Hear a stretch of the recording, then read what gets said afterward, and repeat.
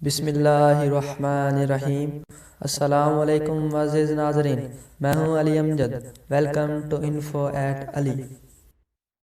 ناظرین، آج ہم بات کریں گے تحریک لبیک کے بارے میں۔ ناظرین، اگر آپ ہمارے چینل پر نئے ہیں تو براہ مہربانی ہمارے چینل کو سبسکرائب کریں، اور اگر آپ کو ہماری ویڈیوز پسند آئیں تو اسے لائک کریں۔ ناظرین، ہم مانیں یا نہ مانیں، تسلیم کریں یا نہ کریں، ہمارے دو چہرے ہیں۔ کبھی ہم کہہ رہے ہوتے ہیں کہ یہ ہمارے اپنے ہی لوگ ہیں، اور ان اپنے لوگوں کو ہم پالتے پوستے، حتیٰ کہ ان کی غلطیوں کا دفاع بھی کرتے ہیں۔ جب یہی اپنے لوگ کسی سیاسی یا مذہبی وجہ سے ہمارے خلاف ہو جائیں تو ہم انہیں شر پسند اور تشدد پسند کہہ کر ان کے خلاف کارروائیاں شروع کر دیتے ہیں۔ یہ واقعہ ایک بار نہیں ہوا، ماضی قریب میں ہم اس طرح کی کئی مثالیں دیکھ چکے ہیں۔ ایک زمانے میں طالبان کو کہا جاتا تھا کہ یہ ہمارے اپنے ہی لوگ ہیں، کچھ نہ سمجھ ہیں، اور پھر ایک ایسا وقت آیا کہ ان کے خلاف فوج کو اپنی تاریخ کی سب سے خوفناک جنگ لڑنا پڑی۔ لشکر طیبہ اور جماعت الدعوہ کی کارروائیوں کو بھی ہم پہلے آن کہتے رہے اور انہیں کشمیریوں پر ظلم کا رد عمل قرار دیتے رہے۔ ریاست انہیں مدد پہنچاتی رہی، عوام ان کی حمایت کرتے رہے۔ پھر ایک دن یہ پتہ چلا کہ لشکر طیبہ اور جماعت الدعوہ کی سرگرمیوں پر پابندی لگ گئی ہے۔ ان کے ادارے کہیں بند کر دیے گئے اور کہیں ان پر پابندیاں عائد ہو گئیں۔ اس سے پہلے سپاہ صحابہ پر کئی دفعہ پابندی لگی، اور یہ کالعدم جماعتیں کسی نہ کسی نئی جماعت اور نئے نام سے پھر سرگرم عمل ہو جاتی رہی ہیں۔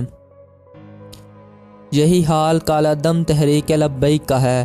ایک وقت میں ریاست ان کے ساتھ تحریری معاہدے کر رہی تھی، ان کو عزت و احترام دے رہی تھی، اور اب یہ وقت آ گیا ہے کہ اس جماعت کو کالعدم قرار دے دیا گیا ہے۔ سوال یہ ہے کہ جب ہم اس جماعت سے ریاستی معاہدے کر رہے تھے، ہم اس وقت ٹھیک تھے یا اب جب ہم اسے کالعدم قرار دے رہے تھے تو ٹھیک ہیں؟ مومن ایک سوراخ سے دو بار نہیں ڈسا جاتا، مگر ہم کہاں کے دانشمند ہیں کہ بار بار وہی غلطی دہراتے ہیں۔ خود ہی ایک بت تراشتے ہیں، اس کے بالوں پر ترتیب دیتے ہیں، اور پھر کچھ عرصہ بعد اس بت کو توڑنے پر آمادہ ہو جاتے ہیں۔ اس دو عملی، اس دو چہرہ پالیسی نے ریاست کو دنیا بھر میں مذاق بنا دیا ہے۔ ہمارے اندرونی مسائل ہی ہمارا سب سے بڑا مسئلہ ہے۔ یہ دو عملی اور دو چہرہ پالیسی جماعت الدعوہ کے زمانے میں بھی نظر آئی۔ بیگم کلثوم نواز کے مقابلے میں جماعت الدعوہ کا باقاعدہ امیدوار کھڑا کیا گیا، اور دلیل یہ تھی کہ جہادی اور سخت گیر تنظیموں کو انتخابی میدان میں لانے سے ان میں نرمی آئے گی، اور وہ دوسری سیاسی جماعتوں کی طرح نارمل سیاسی جماعتیں بننے کی راہ پر چل پڑیں گی۔ اب دوسری مثال دیکھیں، تحریک لبیک نے باقاعدہ 2018 کا الیکشن لڑا، 22 لاکھ ووٹ لیے، اب تو وہ مین سٹریم پارٹی تھی۔ اسے کالعدم قرار دینے سے وہ دلیل غیر مؤثر ہو گئی جو جماعت الدعوہ کو میدان سیاست میں لانے کے لیے دی جاتی تھی۔ دنیا میں ریاستیں دو چہرہ نہیں ہوتیں، ان کے قانون، قاعدے اور اصول سب کے لیے برابر اور منصفانہ ہوتے ہیں، جبکہ ہمارا طریقہ یہ ہے کہ اپنا دوست ہو یا اپنا فائدہ ہو تو ترازو کو اس کے حق میں جھکا دو، اور اگر اپنا نقصان ہو رہا ہو یا وہ اپنی سیاسی یا مذہبی حریف ہو تو پھر ترازو اپنی طرف جھکا کر اس کو برباد کر دو۔ یہ دونوں رویے غلط ہیں۔ ریاست پالیسی کبھی ادھر اور کبھی ادھر، اس وجہ سے قانون اور قاعدے کا احترام بھی باقی نہیں رہتا۔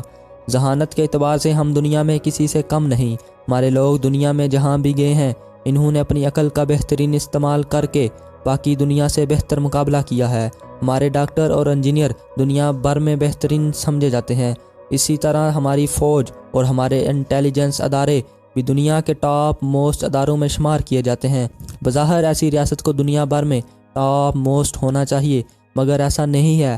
اس کی وجہ ہمارا دو چہرہ ہونا ہے۔ ہم اصولوں پر نہیں، مفادات کی بنا پر فیصلے کرتے ہیں۔ افراد کے دو چہرے ہوں تو لڑتے جھگڑتے ہیں، پھر بھی زندگی گزار لیتے ہیں، مگر ریاست دو عملی کا شکار ہو تو اقوام عالم میں اس کا گزارا مشکل ہو جاتا ہے۔ ریاست کو اپنے قواعد و ضوابط، آئین اور قانون کا پابند ہونا پڑتا ہے۔ ہمارے ہاں ریاستی معاہدے محض مذاق ہیں۔ اب کون ریاست سے پوچھے کہ فرانسیسی سفیر کو 20 اپریل تک ملک بدر کرنے کے معاہدے پر اگر عمل ممکن نہیں تھا تو اس پر دستخط ہی کیوں کیے تھے؟ اس طرح تحریک لبیک سے مذاکرات اور معاہدوں کا جو انجام اب ہوا ہے، کیا اس سے سبق سیکھا جائے گا، یا پھر ریاست مستقبل میں بھی دو چہرے ہی دکھاتی رہے گی؟ ہمارے پڑوس افغانستان سے امریکی فوجوں کا انخلا ایک بہت بڑا واقعہ ہے۔ پاکستان اس حوالے سے اچھی پالیسی اپنائے ہوئے ہے، اس لیے پہلے روس اور بعد ازاں امریکہ دونوں کی طرف سے پاکستان کی تعریف ہو رہی ہے۔ طویل عرصہ کے بعد پہلی بار پاکستان پر کسی قسم کی دو عملی یا بے اصولی کا الزام نہیں لگایا جا رہا۔ اس وقت ضرورت ہے کہ پاکستان اندرون ملک میں بھی اپنی دو چہرہ پالیسی تبدیل کرے تاکہ دنیا میں انتہا پسندی اور شدت پسندی کے حوالے سے پاکستان پر جو الزامات لگتے ہیں ان کا مداوع ہو سکے۔ صاف بات ہے، اگر واقعی ریاست نے ہتھیار اٹھانے والی ہر جماعت کو کالعدم قرار دینا ہے تو پھر اپنے پرائے سب ہی کالعدم قرار دیا جائیں۔ اگر ریاست اپنی منجی تھلے ڈانگ نہیں پھیرے گی تو معاشرہ تقسیم در تقسیم ہوتا جائے گا، ایک دوسرے کے بارے میں غلط فہمیاں پھیلیں گی، تشدد اور مزاحمت کا دور شروع ہو جائے گا۔ اگر سعد رضوی کو گرفتار ہی کرنا تھا تو کیا متوقع رد عمل کا مناسب بندوبست کرنا ریاست کی ذمہ داری نہیں تھی؟ پچھلی دفعہ خادم حسین رضوی صاحب کو گرفتار کیا گیا تو مناسب کنٹرول کی وجہ سے رد عمل سامنے نہیں آ سکا تھا۔ اس دفعہ کمزور اور ناقص پلاننگ سے انسانی جانوں کا ضیاع بھی ہوا اور قانون کا مذاق بھی اڑا۔ کاش ہم اب اپنی غلطیوں سے ہی کچھ سیکھ جائیں۔ ناظرین، اسی کے ساتھ اس ویڈیو کا اختتام کرتے ہیں۔ یقیناً آپ کو ہماری ویڈیو پسند آئی ہوگی۔ ملتے ہیں نیکسٹ ویڈیو میں۔ اللہ آپ کا حامی و ناصر ہو۔ اللہ نگہبان۔